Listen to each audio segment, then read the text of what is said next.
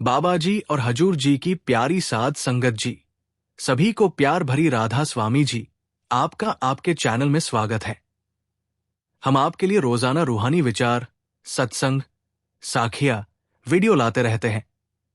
रोजाना सुनने के लिए आपके अपने चैनल को सब्सक्राइब जरूर करें और इस वीडियो को अंत तक पूरा देखें। 7 जुलाई लंदन में बाबा जी के बेहद भावनात्मक गहराई से भरे और कुछ हल्के फुल्के अंदाज में किए गए सवाल जवाब, बाबा जी की हर बात संगत के दिल को छू गए। आइए सुनते हैं सवाल जवाब। पहला सवाल एक बुजुर्ग प्रेमी ने बड़े आदर से पूछा।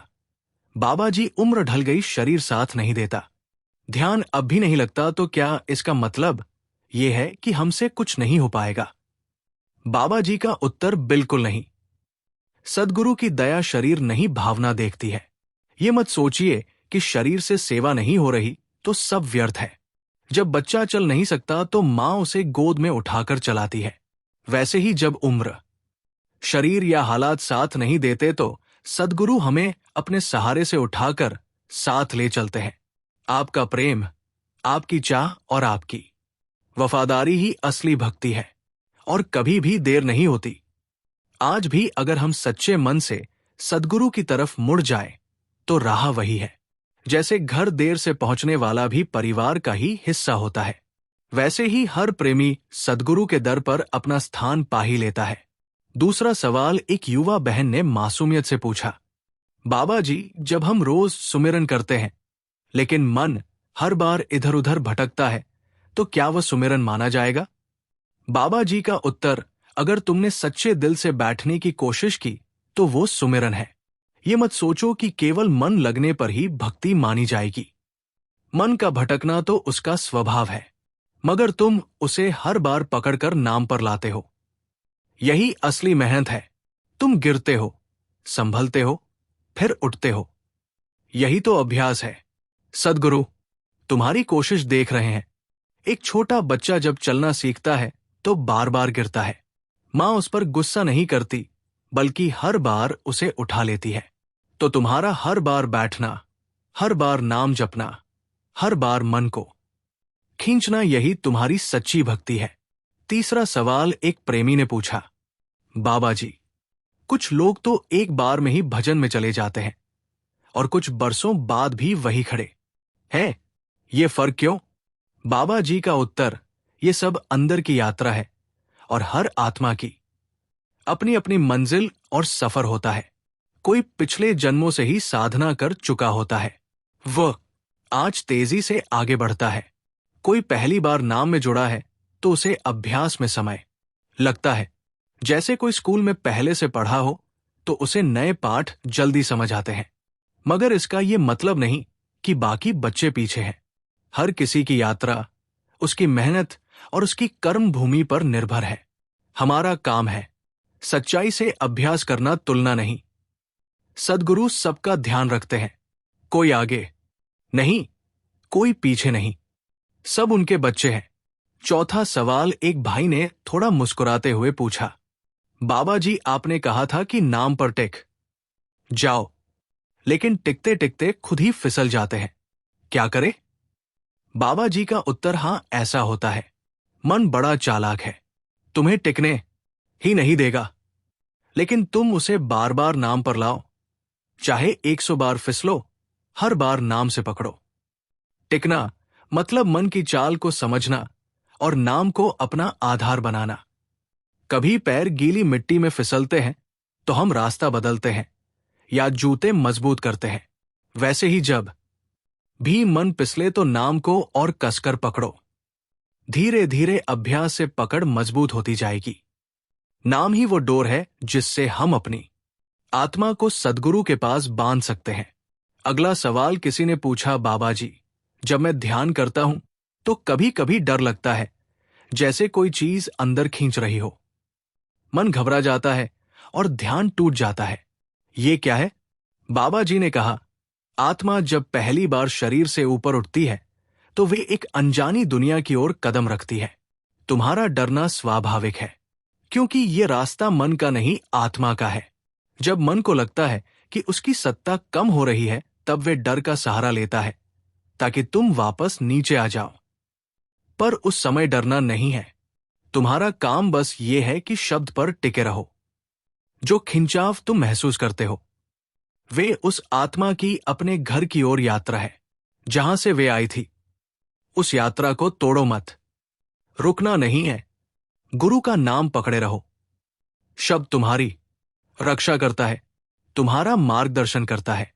गुरु तुम्हारे साथ है। फिर डर किस बात का? 5वां सवाल एक बहन ने बड़े भावुक स्वर में पूछा, बाबा जी, क्या सच में सद्गुरु हमारी हर पुकार सुनते हैं? कभी कभी लगता है वो बहुत दूर है। बाबा जी का उत्तर, नहीं, वो कभी दूर नहीं होते। वो तो तुम्हारे दिल में ही बैठे हैं। हम ही कभी अपने दुख में, कभी अपने उलझनों में इतने डूब जाते हैं कि उनकी उपस्थिति भूल जाते हैं। जब बच्चा सो रहा होता है तो मां फिर भी उसके पास बैठी रहती है। वैसे ही चाहे तुम ध्यान में बैठो या नहीं, नाम जपो या नहीं, सद्गुरु तुम्हारे साथ है। कई बार वो बोलते नहीं, मगर उनकी मौन रहमत हमें थामे रहती है। उनकी दूरी सिर्फ हमारी अनुभूति की दूरी है। हकीकत में तो वो हर क्षण हमारे साथ है। अगर हम अपने मन को शांत करें तो महसूस करेंगे वो तो हर सांस में, हर पल में है। 6ठा सवाल एक नौजवान भाई ने बड़े सीधेपन से पूछा, बाबा जी, क्या जो लोग सत्संग नहीं सुनते वो भी मुक्ति पा सकते हैं? बाबा जी का उत्तर, मुक्ति का रास्ता केवल सद्गुरु की कृपा से खुलता है। सत्संग, सेवा और सुमिरन, ये 3 बातें हमें उस कृपा को ग्रहण करने लायक बनाती है। जो सत्संग नहीं सुनता, सेवा नहीं करता, वो उस संगति से वंचित हो जाता है जो आत्मा को जगाती है। सत्संग हमें ज्ञान देता है, दिशा देता है और मन के भ्रम को हटाता है। बिना सत्संग के जैसे बिना रोशनी के रास्ता ढूंढना संभव है पर कठिन है। दीपक है जो मन के अंधेरे को दूर करता है ताकि हम नाम की राह पर स्पष्ट चल सके। 7वां सवाल एक प्रेमी ने मुस्कुराते हुए पूछा, बाबा जी, कई बार तो ध्यान में नींद आ जाती है, वो भी क्या अनहद का रूप है? बाबा जी का उत्तर हंसते हुए, नहीं बेटा, नींद तो शरीर की है, अनहद आत्मा की होती है। ध्यान में अगर नींद आती है तो इसका मतलब है कि शरीर थका हुआ है या मन अभी शांत नहीं है। भजन में नींद आना आम है, मगर उसका मतलब ये नहीं कि हम आध्यात्मिक रूप से आगे बढ़ रहे हैं। हमें ध्यान में सजग रहना है। जैसे कोई चिड़िया पर बैठने का इंतजार कर रहा हो, वैसे ही शांत मगर जागरूक। जैसे जैसे अभ्यास बढ़ेगा, नींद दूर होगी और असली आवाज नाम की धुन भीतर गूंजने लगेगी। 8वां सवाल एक युवा प्रेमी ने हल्की झिझक से पूछा, बाबा जी, अगर ध्यान में बैठते ही मन अतीत की बातें दोहराने लगता है तो क्या वह ध्यान माना जाएगा? बाबा जी का उत्तर सहज मुस्कान के साथ, बेटा, मन तो यही करेगा, या अतीत में ले जाएगा या भविष्य की चिंता में। मगर ध्यान का मतलब ही है अपने आप को वर्तमान में लाना। जब भी मन भटके उसे प्यार से पकड़कर वापस नाम पर ले आओ। मन एक शरारती बच्चा है, बार बार भागेगा, मगर तुम्हारी धैर्य और प्रेम से भरी पकड़ उसे धीरे धीरे नाम में स्थिर कर देगी। भले ही बार बार भटको, मगर हर बार लौटना, यही तुम्हारी सच्ची कोशिश है और मालिक उसी पर खुश होते हैं। 9वां सवाल एक बहन ने भावुक होकर पूछा, बाबा जी, जब हमारे अपने ही हमारी भक्ति का मजाक उड़ाते हैं तो क्या चुप रहना ही सही है? बाबा जी का उत्तर शांत लहजे में, देखो बेटा, जो भक्ति को समझता नहीं वही उसका मजाक उड़ाता है। अगर तुम जवाब दोगे तो बात बढ़ेगी और अगर तुम चुप रहोगे तो वक्त खुद जवाब देगा। भक्ति एक अंतरंग संबंध है, मालिक और आत्मा के बीच। उस पर बहस नहीं, भरोसा चाहिए। जैसे चंदन को घिसो तो वो और महकता है, वैसे ही तुम्हारी शांति और नरमी सामने वाले को खुद ही सोचने पर मजबूर कर देगी। 10वां सवाल एक भाई ने मुस्कुराकर पूछा, बाबा जी, क्या सद्गुरु नाराज भी होते हैं? बाबा जी का उत्तर हंसते हुए, नहीं बेटा, सद्गुरु तो माफ करने वाले हैं। अगर मां अपने बच्चे से नाराज हो जाए तो वो मां कैसी? सद्गुरु हमें सिखाते हैं, समझाते हैं, और जब हम गलती करते हैं तो रास्ता दिखाते हैं। उनकी नाराजगी नहीं, उनकी चुप्पी ही सबसे बड़ी सीख होती है। जब हमें उनके जवाब नहीं मिलते तब समझो वो हमें खुद से जुड़ने की प्रेरणा दे रहे हैं। 11वां सवाल एक बच्ची ने भोलेपन से पूछा, बाबा जी क्या भगवान सोते हैं? बाबा जी का उत्तर मुस्कुराते हुए, नहीं बेटा, भगवान कभी नहीं सोते। वह तो हर पल हर जगह सबका ख्याल रखते हैं। जब तुम सोती हो तब भी वो तुम्हें देख रहे होते हैं। सद्गुरु और भगवान ऐसे रखवाले हैं जो कभी आंखें बंद नहीं करते। तुम सिर्फ उन्हें याद करती रहो, वो हमेशा तुम्हारे पास है। 12वां सवाल एक वृद्ध प्रेमी ने भारी स्वर में पूछा, बाबा जी अगर भजन करते करते हम इस शरीर को छोड़ दें और नाम में नहीं टिक पाए हो तो क्या होगा? बाबा जी का उत्तर गंभीर मगर स्नेह भरा स्वर, बेटा, सद्गुरु की कृपा ही आत्मा का सहारा है। अगर तुम्हारा जीवन नाम के साथ जुड़ा रहा और तुमने सच्ची नियत से अभ्यास किया तो सद्गुरु खुद तुम्हें संभालेंगे। हो सकता है ध्यान में टिकाव ना हो, मगर प्रेम, प्रयास और भक्ति से तुम उनका अधिकार बन जाते हो। सद्गुरु का काम है अपनी आत्मा को मंजिल तक पहुंचाना। तुम सिर्फ वफादार बने रहो, बाकी का जिम्मा उनका है। 13वां सवाल एक नौजवान ने संकोच से पूछा, बाबा जी कई बार तो इतनी बेचैनी होती है कि ध्यान में बैठना भी मुश्किल लगता है, तब क्या करें? बाबा जी का उत्तर सहानुभूति से, बेटा, ये बेचैनी ही तो मन की असली चाल है। वो तुम्हें भजन से दूर रखना चाहता है, इसलिए तुम्हारे भीतर अशांति डालता है। ऐसे समय में जब तुम सबसे कम ध्यान करने लायक महसूस करते हो, तभी सबसे ज्यादा जरूरत होती है बैठने की। शुरू में भले ही मन उथल पुथल करे, मगर धीरे धीरे नाम की ठंडक उसे शांत कर देगी। बैठो, चाहे 5 मिनट ही क्यों ना हो, मगर रोज बैठो, यही तुम्हारी जीत है। 14वां सवाल एक महिला ने बड़ी नम्रता से पूछा, बाबा जी अगर घर के लोग सेवा करने से रोकते हैं तो क्या सद्गुरु नाराज होंगे? बाबा जी का उत्तर, नहीं बेटा, सद्गुरु नाराज नहीं होते। वो परिस्थिति को भी देखते हैं और भावना को भी। अगर तुम्हारा मन सेवा को तरस रहा है मगर पारिवारिक जिम्मेदारियां रोक रही हैं, तो सद्गुरु तुम्हारे भाव को स्वीकार करते हैं। घर की सेवा भी अगर प्रेम और सच्चाई से करो तो वही तुम्हारे लिए सत्संग, सेवा और भक्ति बन जाती है। मालिक भावना के भूखे हैं, परिस्थिति के नहीं।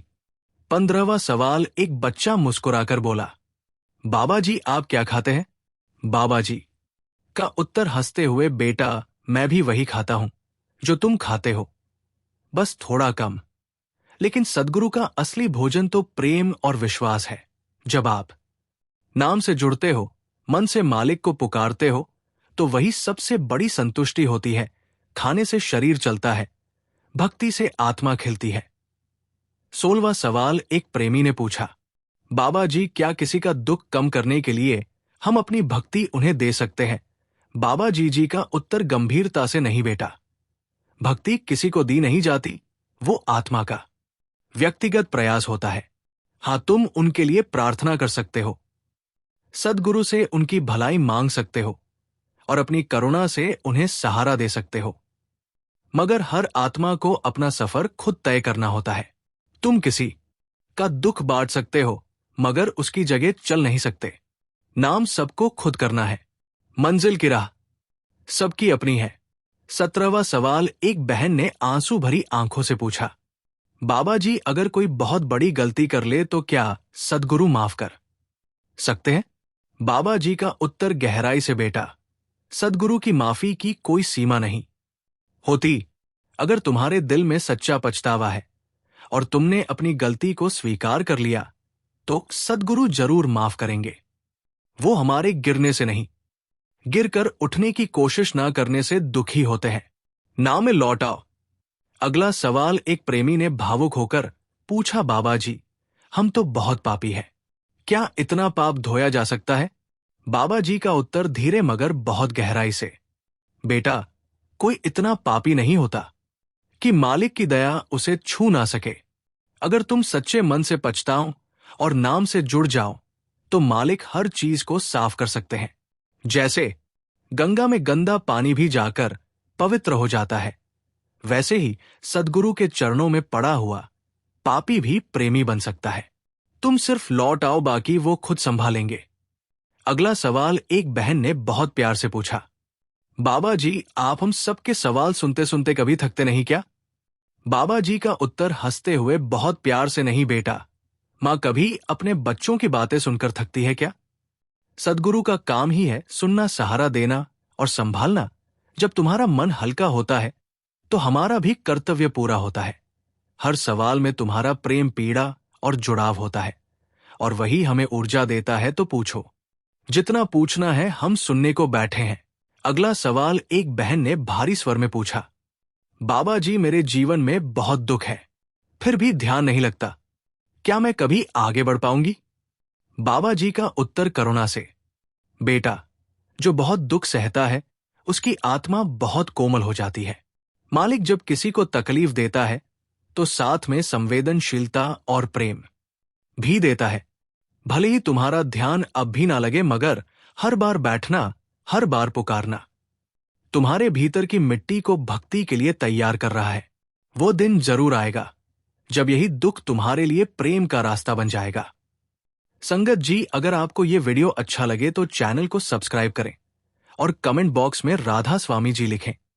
साथ में अपने शहर का नाम लिखें। राधा स्वामी जी।